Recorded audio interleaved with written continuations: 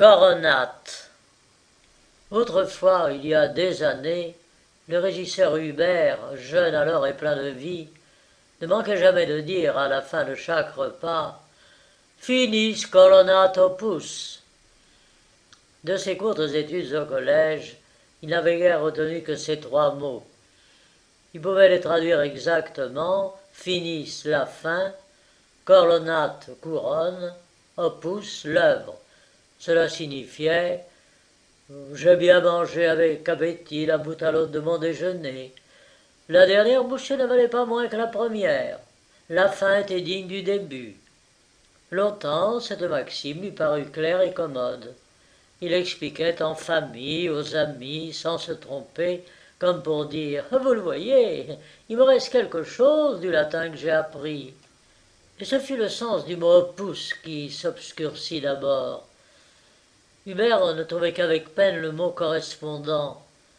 Il le perdit tout à fait. Opus n'était plus qu'un son étranger, un sou percé, cassé, rouillé, sans valeur. Bon, supprimons opus, dit Hubert. Et il prit l'habitude de refuser une moitié de pomme, un verre de liqueur en ces termes Finis coronat. Cela suffisait. Personne ne regrettait le reste. On devinait encore qu'Hubert voulait dire « Merci, assez pour une fois, j'en ai jusque-là. » Et ceux qui avaient la tête la plus dure comprenaient au moins l'un des deux mots, le mot « finis ». Finis, je finis, ça va de soi, n'importe qui, un enfant saisirait.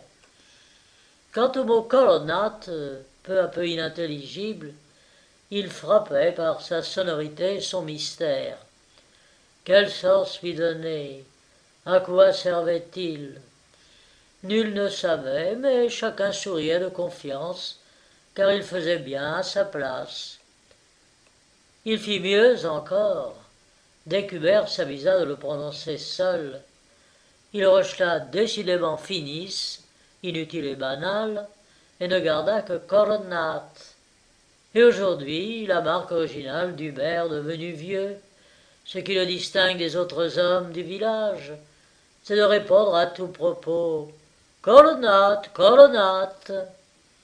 Il ne dit plus ni oui, ni bonjour, ni ça va, ni au revoir. Il dit « coronat ».